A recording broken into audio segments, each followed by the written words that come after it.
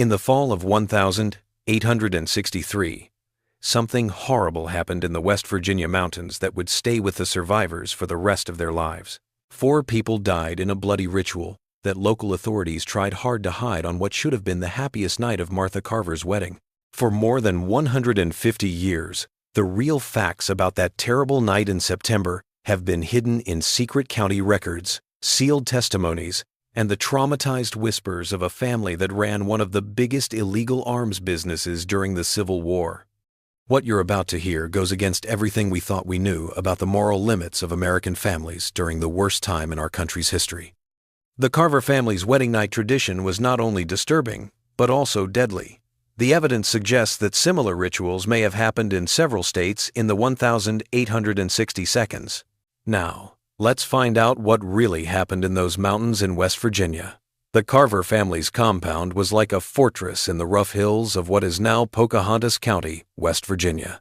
Even though the area had only recently become a state in 1863, it still showed signs of the violence that had torn it apart. The area had only recently broken away from Virginia, and the mountains made it easy for the family to hide their large smuggling operations.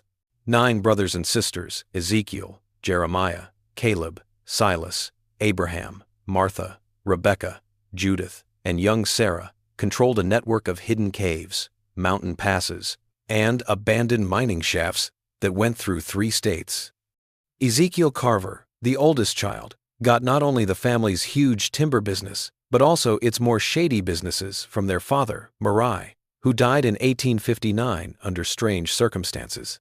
Ezekiel was described in local records as a tall man with piercing gray eyes and a voice that could make everyone in a room stop talking. His brother Jeremiah, who was only 2 years younger, had a violent temper that made him well known even among the rough mountain people who didn't ask many questions about a man's past. The Carver sisters were just as strong in their own ways. Authorities had said that Martha's 2 husbands had died in mining accidents, and she was only 28 years old. Rebecca, 26, ran the family's legal logging business with an iron fist, and Judith, 24, was in charge of their network of informants across the region. Sarah, the youngest at only 19, had a disturbing level of intelligence that her siblings often used to get what they wanted in negotiations. Their mountain compound had a big 3-story house made of local stone and a lot of other buildings that were used for different things in their criminal business. Neighbors couldn't see the huge underground chambers carved into the mountainside, where weapons, ammunition, and other illegal goods were kept before being sold to both Union and Confederate forces. The Carvers didn't care about politics. They sold death to anyone who could pay. In the fall of 1863, the family was at the height of their power and wealth. There was an unending need for weapons during the Civil War, and their strategic location along smuggling routes made them very valuable to military suppliers on both sides. But the Carvers had become more and more paranoid about protecting their secrets and getting rid of any threats to their business as their profits grew. The wedding that would forever tarnish the Carver name started out as a business deal, like most marriages did in their world. Martha Carver was going to marry Colonel Bradford Sinclair, a Confederate officer whose regiment controlled important supply routes through the Shenandoah Valley. Sinclair was in his 42nds, a widower, and had gray hair at his temples and scars from battle on his left cheek. He had both military connections and a flexible sense of right and wrong that made him useful to the Carver business. The courtship was short and only for business. Sinclair's regiment was getting more and more desperate, so he needed reliable weapon suppliers. The Carvers wanted military protection and inside information about Union troop movements. The marriage would make their partnership stronger and give them cover for their growing business in Virginia and the new state of West Virginia. Colonel Sinclair wasn't the only outsider who was asked to watch the Carver wedding. The family had also invited a number of other people who would die that night. Thomas Hartwell, a federal arms inspector, was one of them. He had been secretly taking bribes from the Carvers to ignore illegal weapons shipments. Hartwell, a nervous man with thinning hair and hands that shook all the time, thought he was just going as a family friend. He didn't know that the Carvers no longer needed him. Dr.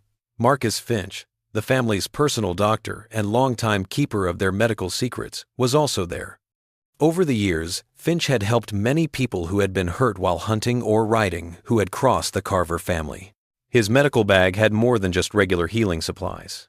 It also had a lot of poisons, sedatives, and other things that the family found useful for their work. The ceremony took place on the 23rd of September, 1863, in the main hall of the Carver compound. Local records say that the service was led by Reverend Nathan Prescott, a mountain preacher known for his loose interpretation of Christian doctrine. About 30 people came, but most of them were either family members, employees of Carver Enterprises, or people who owed the family money or favors. Martha wore her grandmother's wedding dress, a cream-colored silk gown that had been carefully kept in good shape over the years. Colonel Sinclair showed up in his dress uniform. His sword was shining at his side, and the oil lamps that lit the ceremony made his medals shine. To people who weren't there, it looked like any other mountain wedding, except that the families were very rich and powerful.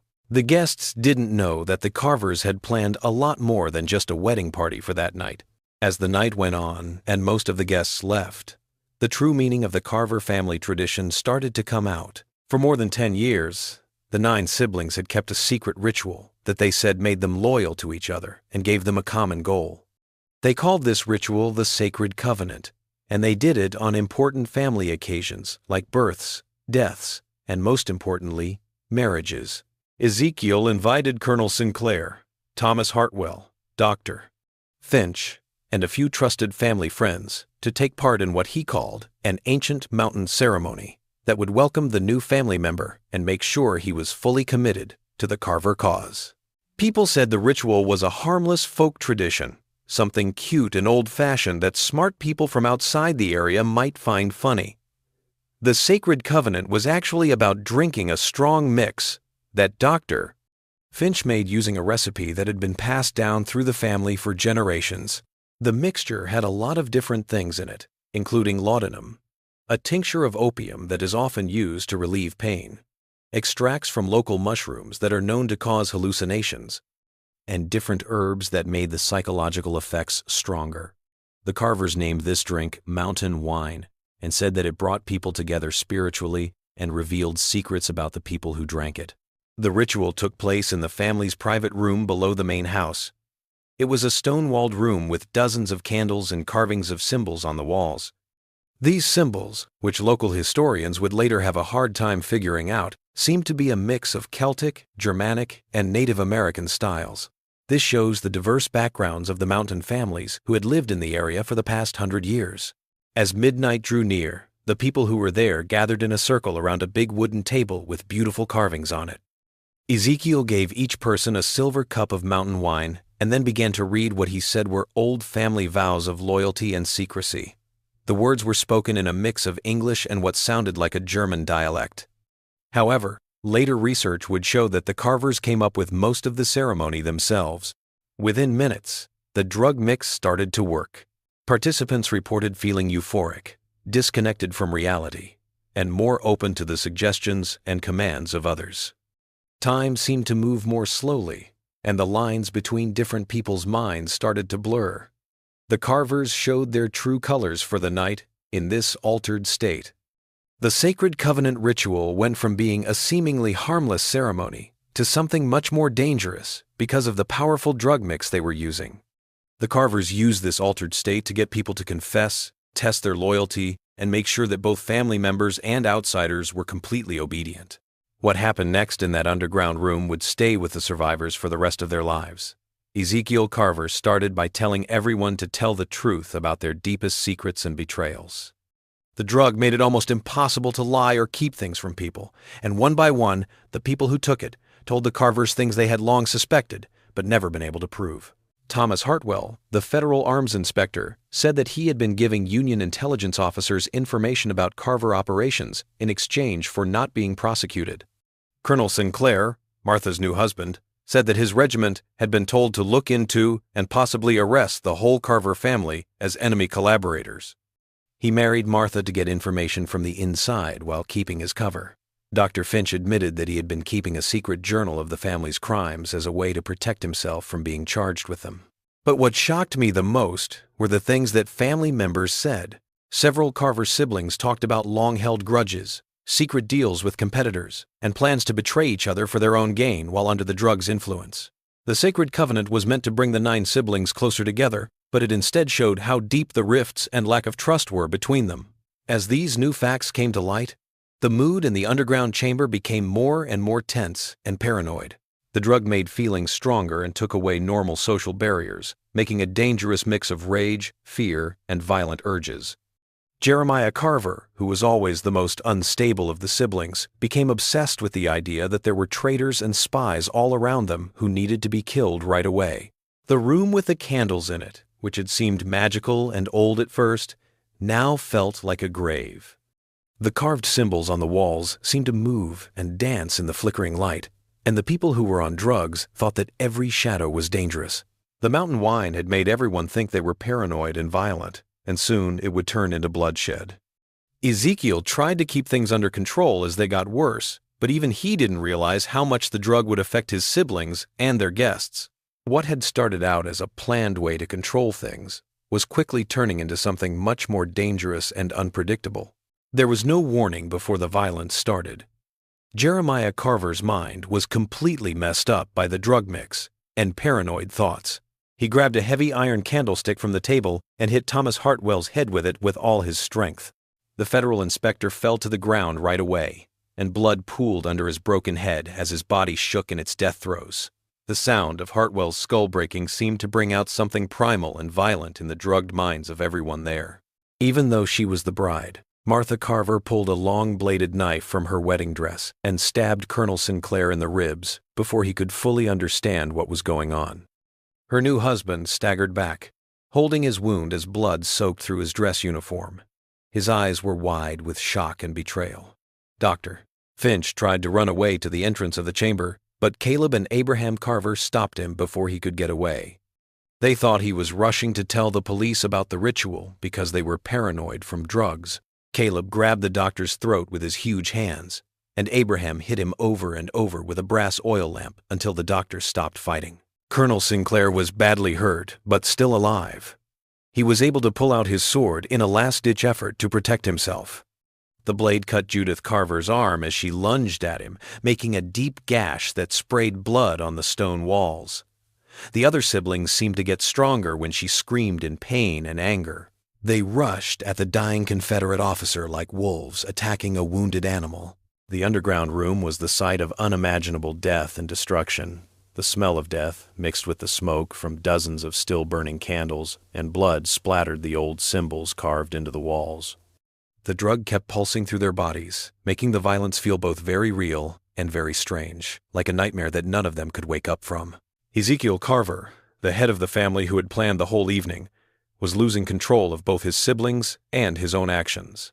Instead of keeping the family loyal, the mountain wine brought out their worst impulses. He saw his carefully planned ritual turn into mass murder and realized that some forces, once released, could never be stopped again.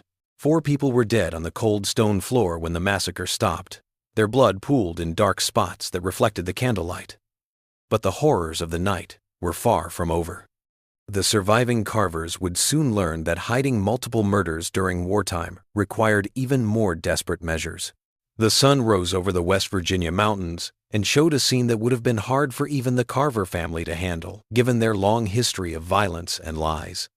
4 dead bodies were in their underground ritual chamber, along with proof of drug use and brutal violence that could never be explained away as an accident or self-defense. The surviving family members had to hide what had happened, even though the mountain wine had left their minds cloudy. Ezekiel Carver, who had been involved in the violence himself, quickly took charge of the situation with the cold calculation that had helped him succeed in their illegal businesses. The first thing to do was get rid of the bodies in a way that would keep them from being found and identified. The family knew a lot about the caves and old mine shafts in the area, which gave them a lot of choices. But they had to act fast before anyone came looking for the missing men.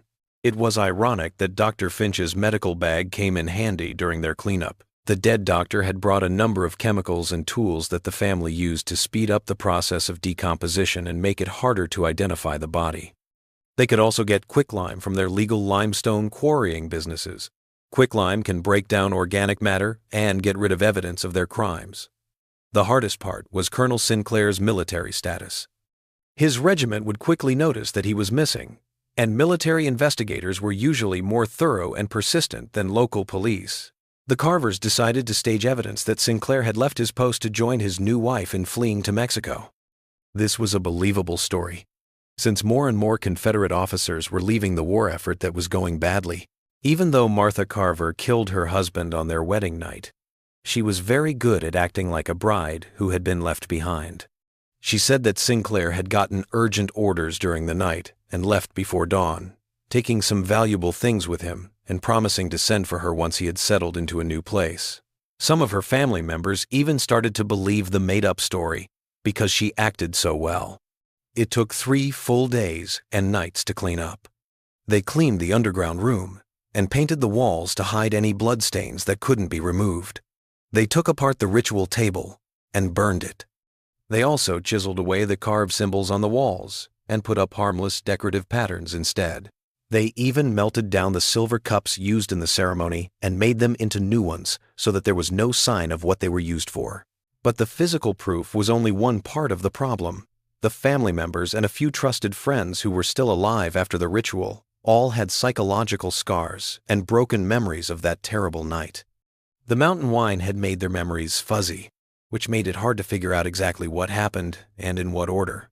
These memory problems, while helpful in some ways, also made their stories inconsistent, which could make people suspicious of them. Something shocking will be found in those same mountains decades later that will show that the Carver family's crimes went on for much longer than that one night. After the wedding night massacre, the Carver family's criminal empire began to show signs of stress and corruption from within. The psychological damage from what they had done, along with the constant fear of being found out, made everyone suspicious and paranoid, which affected every part of their business. Trust, which had never been strong between the siblings, was almost gone. Jeremiah Carver, who had hit Thomas Hartwell with the first deadly blow, was the most affected mentally. He started having violent nightmares and waking hallucinations that made him more and more unpredictable and dangerous, even to his own family. His brothers saw him staring at his hands for hours at a time, as if he were lost in memories of the blood he had spilled. He would suddenly get angry and aggressive during business meetings, accusing partners and customers of being Federal spies or Confederate deserters. Martha Carver dealt with her trauma in a different but just as harmful way. She became obsessed with the idea that her husband's ghost was haunting the family compound, and she started doing strange things to try to calm his spirit. She held these secret ceremonies in which she burned Colonel Sinclair's personal items and left food offerings where she said she had seen his ghost. Their paranoia grew, which hurt the family's business as well. They started turning down contracts that would have made them money because they thought potential customers might be undercover cops. As the Carvers became less and less willing to trust anyone outside their immediate family, their network of informants and bribed officials began to fall apart. When the siblings accused their partners of plotting against them, many long-term business relationships came to an end. By the spring of 1864, the family's money problems had gotten a lot worse. As both sides in the Civil War faced defeat or victory, the need for smuggled weapons was going down. The Carvers had a lot of guns and ammo that they were having a hard time selling. Their real wood business was also having a hard time because military contracts were canceled and civilian building projects were put on hold. But the biggest problem they had was that federal officials were paying more and more attention to them. Union intelligence agents started looking into the case when Thomas Hartwell, the federal arms inspector who had been taking bribes from the family, went missing. The Carvers were able to hide the proof of his murder, but they couldn't stop investigators from following the money and finding out how he was connected to their business. Captain William Sterling, a former Philadelphia police detective who had joined the Union intelligence services at the start of the war, was in charge of the search for Thomas Hartwell. Sterling was known for being methodical and always looking for evidence. These traits made him especially dangerous to criminal groups like the Carver family business.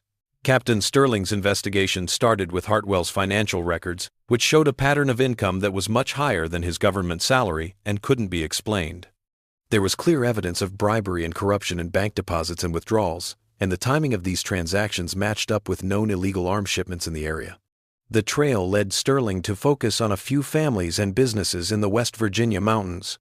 The Carvers were at the top of his list of people he thought might be guilty. In June 1864, The captain's arrival in Pocahontas County sent the Carver compound into a panic. His official credentials gave him the power to question witnesses, look at financial records, and search properties that were thought to be hiding illegal goods. Local police could be bribed or scared, but Sterling was a federal power that the family couldn't easily corrupt or get rid of. During the first part of the investigation, Ezekiel Carver met with Sterling twice. The head of the family acted like a respectable businessman who sometimes bought extra military gear through legal means.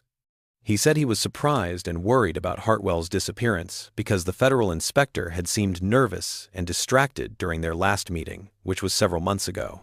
But Sterling was smart enough to see when someone was trying to get away with something. He noticed that the family's stories about how they ran their business didn't always match up, and he saw the signs of stress and paranoia that people who were guilty showed. The captain also found out that a number of other federal workers who had worked with Hartwell had been warned not to look into the Carver family. These warnings often came with threats, either directly or indirectly. When Sterling found out that Colonel Sinclair had supposedly deserted and married Martha Carver, the investigation got more serious. It seemed too coincidental that the Confederate officer went missing just hours after Hartwell was last seen. Sterling's suspicions grew when he tried to talk to Martha about her missing husband, and she acted nervous and gave him inconsistent answers. As the summer of 1864 went on, Captain Sterling put together a disturbing picture of the Carver family's criminal activities. He still didn't have direct proof of murder, but he did have a lot of proof that weapons were being smuggled, federal officials were being bribed, and he was working with enemy forces.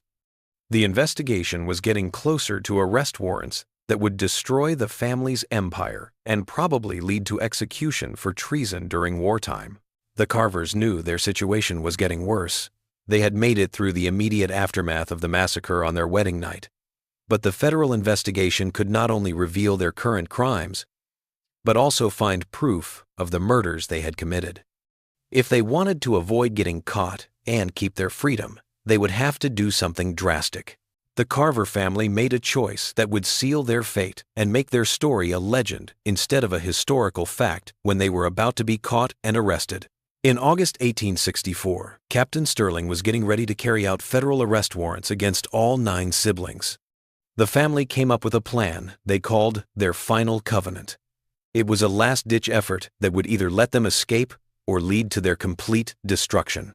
The plan involved a huge explosion that would destroy all the proof of their crimes and make it look like they had died when their stockpiles of ammunition accidentally went off. The family was able to get a lot of black powder and other explosives through their smuggling activities. They also knew a lot about their underground storage facilities, which could make such an explosion seem possible. But the Carvers didn't want to die in the blast. Instead, they planned to use the explosion as a way to get away to Mexico, where a number of Confederate officers and people who supported the South had already gone to avoid being arrested. They had been secretly moving money and valuable things to hidden places all summer, just in case they had to leave their mountain empire for good. The family's mental health problems were fully revealed as they got ready for their last chance. Jeremiah Carver insisted on going back to the underground ritual chamber one last time, saying that he had to finish the deal with the spirits of the people they killed. His brothers and sisters tried to talk him out of it, but they were too scared of how violent he could be to stand up to him. Jeremiah went into the caves under the family compound on the night of the 15th of August, 1864. His brothers looked for him when he didn't come back by morning and found something that shocked even their tough minds. It looks like Jeremiah had a complete mental breakdown and used his knife to carve the names of the people he killed into his own chest and arms. He was found dead in the ritual chamber, surrounded by candles and the remains of their mountain wine mix. The family had to speed up their escape plan after finding Jeremiah's body. They couldn't wait for the right time or make sure that everything was in order any longer. Captain Sterling's investigation was getting closer, and they had lost one of their most dangerous but also most loyal family members. The explosion that would hide their tracks had to happen right away, before federal agents could search the underground chambers and find proof of their crimes. Ezekiel, Martha, and the other siblings got together for what they thought would be their last night in the mountains where their family had lived for generations. But as they got ready to blow up the bombs that would erase their past, they realized that some secrets are too awful to keep and some sins are too big to get away from. On the night of the 16th of August, 1864, An explosion woke up people all over Pocahontas County. It was so strong that it broke windows more than 5 miles away and could be heard as far away as Virginia. The Carver family's compound and most of their underground storage facilities were completely destroyed in an explosion that sent flames hundreds of feet into the air and left a hole where their main house used to be. At first light, Captain Sterling and his team of federal investigators rushed to the scene, expecting to find the smoldering remains of a successful criminal operation and maybe even the bodies of their main suspects. Instead, they found proof of a tragedy that was much more complicated and upsetting than they had thought. The blast did destroy most of the physical evidence that could have shown the family's crimes, but it also revealed parts of the underground chambers that had been hidden before. Sterling's team found human bones in these open areas that looked like they had been buried long before the explosion. There were signs of violence on the remains, like broken ribs, cracked skulls, and knife marks, which made it look like these people had died in a brutal way and then been quickly hidden. The most shocking thing was finding Jeremiah Carver's body in what looked like a ritual chamber deep under the original house. The detailed carvings on his body and the occult symbols still visible on the walls of the chamber suggested that the family was involved in much worse things than just bribery and smuggling arms. Sterling understood that he was looking at proof of planned killings and possibly cannibalistic rituals that had taken place over a long period of time.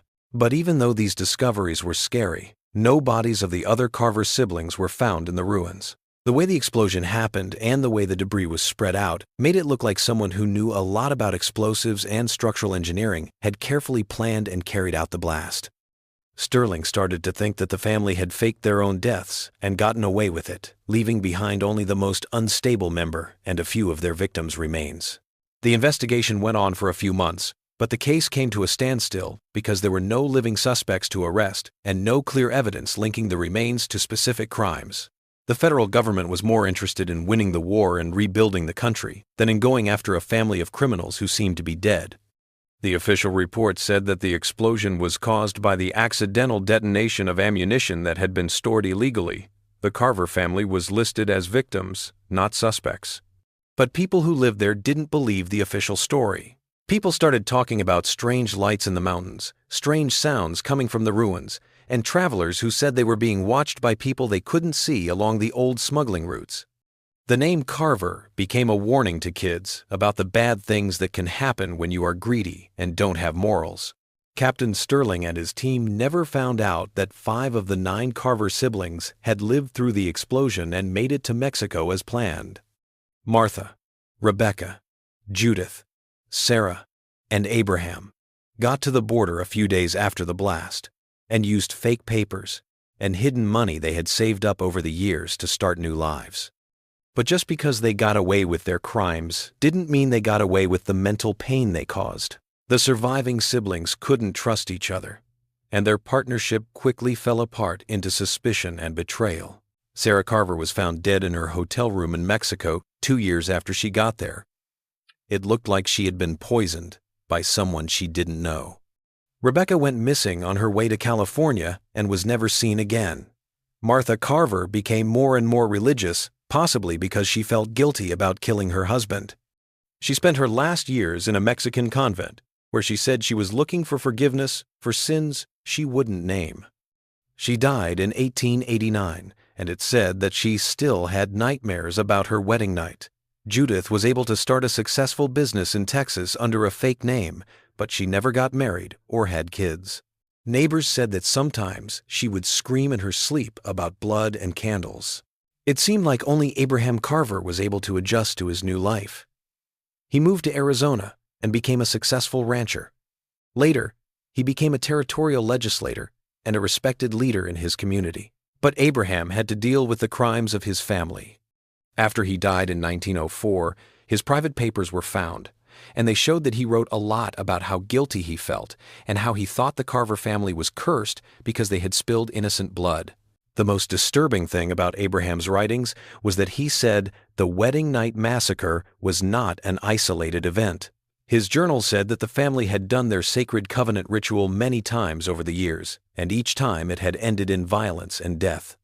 There were the bodies of at least 15 people who had been killed during these drug-fueled ceremonies in the underground chambers beneath their property. These people included business partners, potential witnesses, and even family members who had threatened to tell on them. Abraham's journals also said that other criminal families in the Appalachian region were doing similar things during the Civil War. The lack of law and order, along with the fact that opium and other drugs were easy to get through medical and military channels, made it possible for these kinds of things to happen in isolated communities. The Carver family was very violent and successful, but it seems that they weren't the only ones who acted this way or were crazy. The story of the Carver family might have stayed hidden in old records and sealed government files, but in 1923, a coal mine in Pocahontas County found something that brought their crimes back to light. Workers digging a new mine shaft found a part of the old Carver underground chambers that had somehow survived both the explosion in 1864 and almost 60 years of natural decay. In this preserved room, investigators found a group of things that made Abraham Carver's written confessions even more terrifyingly true. There were human bones with clear signs of violence all over the room, as well as the remains of ritual tools, drug-making tools, and carved symbols that matched what the federal investigation said. Most importantly, they found a metal lockbox with detailed records of the family's crimes, including a list of victims and dates that matched the dates of their sacred covenant ceremonies. The find got a lot of attention across the country and led to a new investigation by state officials. Newspapers all over the country called the find proof of America's most evil family and the Mountain Devils of West Virginia. The story caught the public's attention during the Roaring Twenties, when Americans were interested in stories about crime and moral corruption from their country's past. But the most troubling thing about the 1923 discovery was what it showed about how powerful the Carver family was. The papers found in the lockbox showed that their criminal network went far beyond simple arms smuggling. It included human trafficking, planned murder, and what looked like the systematic bribery of government officials in many states. Letters and financial records showed that the Carvers were part of a bigger criminal group that worked in the Appalachian region during the Civil War. This group used drug-fueled rituals like the Sacred Covenant to keep people loyal and get rid of people who might have seen something. The 1863 Wedding Night Massacre was just one event in a pattern of ritualistic violence that had been going on for years in many states and by many families. State investigators tried to find the remaining members of the network, but most of the evidence was too old to be used in court.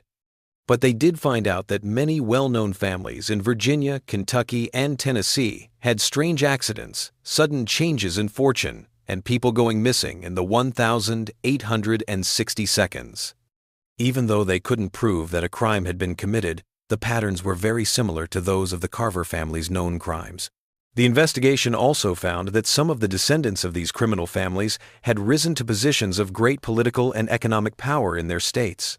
There was no proof that these descendants knew about their family's past crimes, but the investigators noted that several of them had fought against efforts to keep historical records from the Civil War era or to look into cold cases from that time. In 1952, the last piece of the Carver family puzzle fell into place when Mexican officials told American police about a deathbed confession from an old woman named Maria Esperanza. The woman, who was dying in a hospital in Mexico City, said she knew about American criminals who had fled to Mexico after the Civil War. Maria's story showed that she had worked as a housekeeper for Martha Carver during the last few years of the former Carver sister's life in the Mexican convent. Martha had apparently been feeling guilty and had told Maria everything about her family's crimes in the months leading up to her death. Maria said that Martha had told her a lot about the Wedding Night Massacre and said it was just one of many similar events.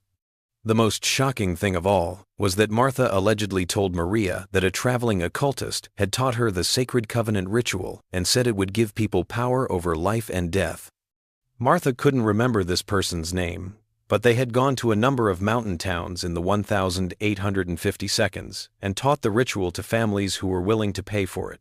The drug mix and ceremonial steps were probably different from things he had seen while traveling in Europe and Asia.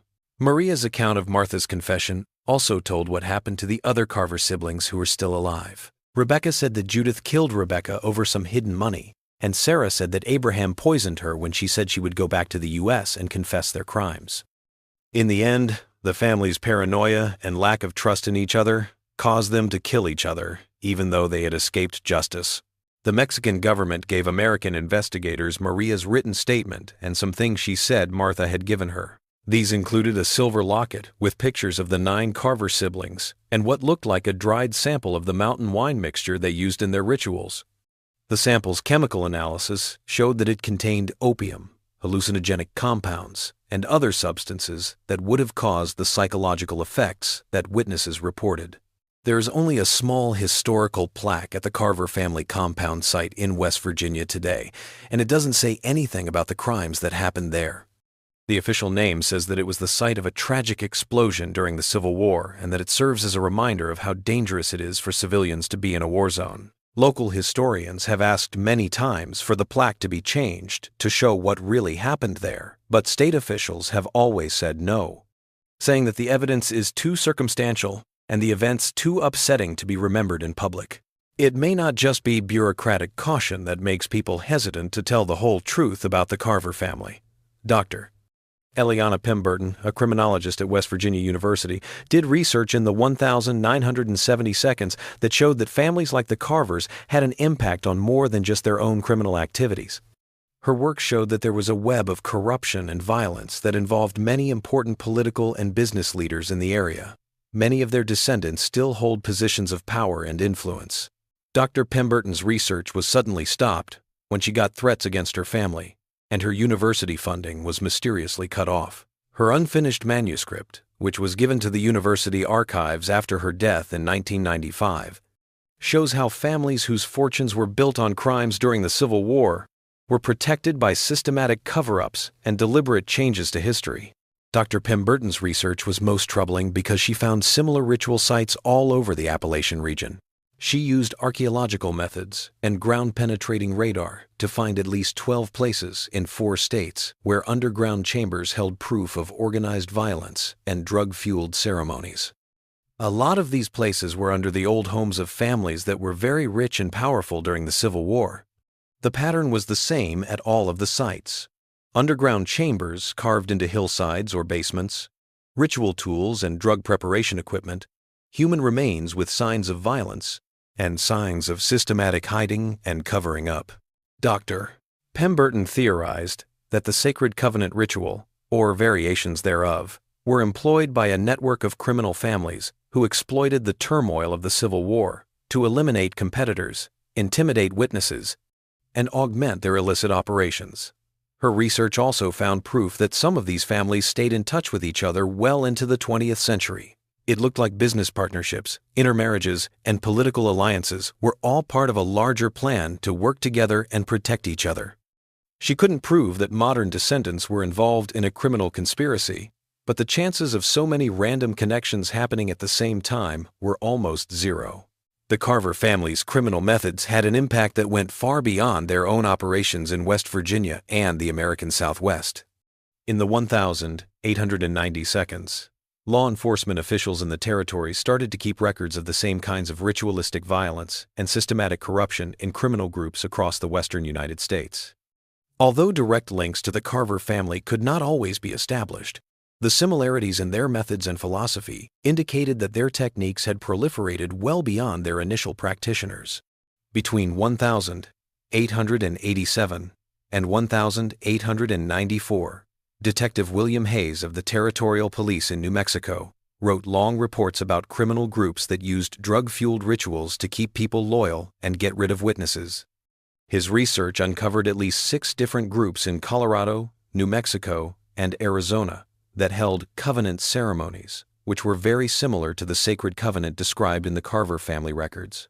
Hayes's reports, which were sent to the territorial government and then to the state archives, showed a worrying change in American organized crime. During the Civil War, things were so chaotic that criminal families like the Carvers could try out new ways to control and scare people. As the frontier moved west, these ways of doing things spread with the criminals and migrants who brought them to new places. The detective's most in-depth case study was about the Brennan family from Colorado, who ran silver mines using a mix of legal business practices and planned murders. Hayes's investigation found that the family got their methods from a mysterious person who said they had worked with mountain families during the Civil War. The Brennan ceremonies used drug mixtures that were almost the same as those used by the Carvers, and their victims acted in the same way when they were violently attacked. Hayes's investigation came to an abrupt end in 1895 when he was found dead in his hotel room in Santa Fe, apparently having consumed a fatal dose of laudanum. The official investigation said that he had killed himself because he was under a lot of stress from his dangerous job and family money problems. But coworkers said that in their last conversations, Hayes had seemed hopeful about his cases and had made plans for future investigations that showed he didn't want to hurt himself. Territorial authorities took the detective's files and put them in the category of ongoing criminal investigations. When New Mexico became a state in 1912, many of these files were said to have been lost during a clerical reorganization. However, some historians think they were intentionally destroyed to protect the people and families who had gotten important jobs in the new state government. As we get closer to the end of this dark time in American history, there are still some important questions that haven't been answered and may never be able to be answered because evidence has been systematically hidden for the last 150 years. The most important question is whether the Carver family was the only group of criminals from the Civil War era, or whether they were part of a larger group that may have grown into something like organized crime today. The evidence indicates that families akin to the Carvers were more prevalent than historians have typically recognized. The Civil War's disorder and collapse of legal authority made it easier for criminals to do things that would have been hard to do in peacetime. The Carvers were able to exploit and hurt people because there were weapons, drugs, and people who were desperate. But what makes the Carver story so scary is that it looks like their ideas and ways of doing things may have been passed down to later generations. The ritualistic nature of their crimes, along with the systematic removal of witnesses and the development of corrupt officials, demonstrated a level of criminal sophistication that was unprecedented for its era and alarming in its consequences. If families like the Carvers really did form networks of mutual support and protection, and if those networks are still around today, then a lot of American political and economic history would need to be looked at again. The wealth amassed during the Civil War, the political dynasties that arose from that era, and the enduring patterns of power and influence that continue to shape American society may possess more sinister origins than commonly perceived. The systematic erasure of this history makes it seem like someone thinks these questions are worth killing to keep from being answered.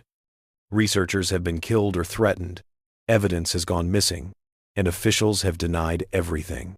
All of these things point to ongoing efforts to protect secrets that are now more than 150 years old. If people keep hiding historical crimes, it means that the effects of those crimes are not just in the past. In 1889, 25 years after the explosion that destroyed the Carver compound, a dying man came to a Catholic mission in El Paso, Texas, with the last piece of the family's dark puzzle. The mission priest, Father Miguel Rodriguez, wrote down the man's deathbed confession in his own journal. This journal was found decades later in the mission archives.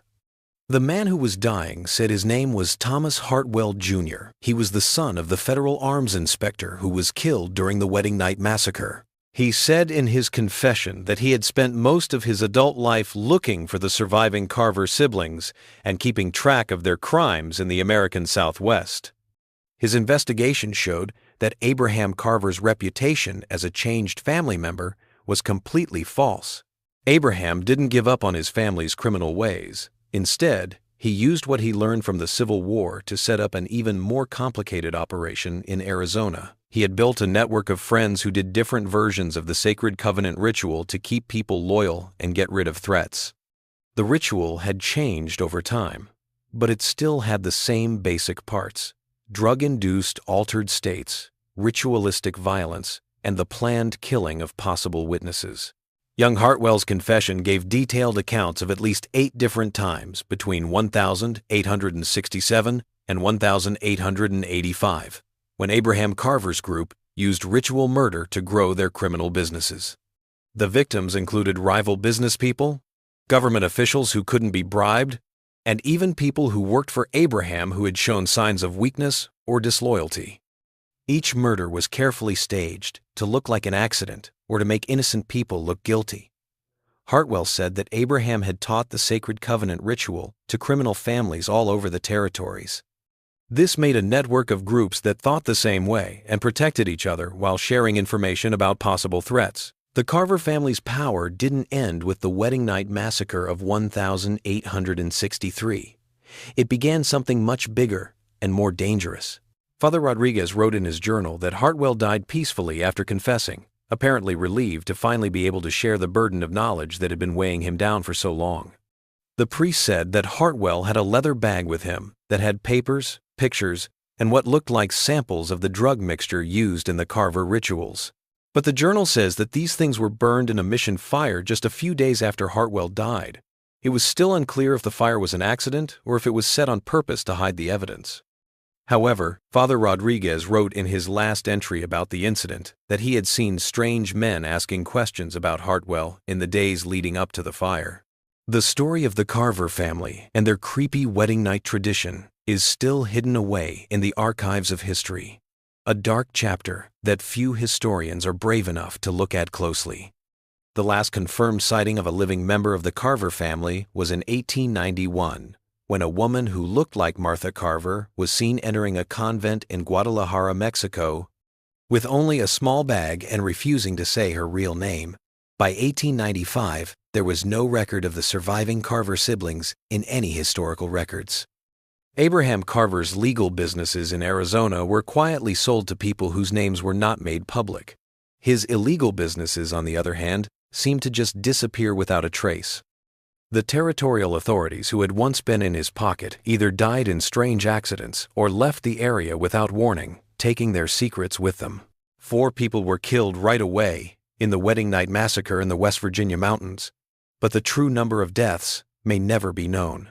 If Thomas Hartwell Jr.'s deathbed confession is true, the Sacred Covenant ritual killed dozens more people over the next 30 years. The criminal network set up by the Carver family kept going long after the original criminals had died or gone missing. The most troubling thing is that the Carver family's methods using drugs to control behavior, ritualistic violence to enforce loyalty, and corrupt officials to avoid prosecution were a level of criminal sophistication that was way ahead of its time. The Carvers' methods would not seem out of place in organized crime families of later eras. This suggests that they may have been the first to use methods that would later become standard among American criminal organizations. The underground rooms under their West Virginia compound were permanently sealed off after the archaeological investigation in 1923. However, the ideas and methods that were developed there may have been used in many other places as the American frontier grew. The Sacred Covenant ritual, which involved both psychological manipulation and deadly violence, was a very effective way to keep criminal groups together and get rid of threats. People who lived in the areas where the Carver family worked have passed down stories and warnings about them over the years. This has created a folklore of evil that is both entertaining and a warning. Kids in West Virginia, Arizona, and parts of Texas still learn songs and rhymes that mention the Carver curse and the wedding night that never ends. However, most of them don't know where these cultural traditions came from. The Carver family's crimes left behind physical evidence that has been destroyed, scattered, or intentionally hidden. However, their legacy lives on in the techniques, traditions, and networks they built while they were active. The Wedding Night Massacre of 1863 was both the end and the beginning of a story that went on for decades and affected many people who didn't know they were connected to that terrible night. By the end of the 19th century, the Carver name had faded from public memory, becoming just another forgotten footnote in the complicated and often violent history of the American Civil War era. But for those who knew where to look and what to ask, the terrible family's influence could still be seen in the corrupt, violent, and ritualistic behavior that some criminal groups in the American West and Southwest were known for. The Sacred Covenant that kept the 9 Carver siblings loyal to each other and willing to kill each other may have died with them, but the ideas and ways of doing things behind it lived on in different ways and with different people. The wedding night custom that started as a family tradition became a model for criminal behavior that would shape American organized crime for many years. This mystery shows us how easy it is for bad people to hide behind respectability and how well the powerful can corrupt whole communities to keep their secrets. The story of the Carver family reminds us that there are still some dark parts of American history that haven't been written down yet.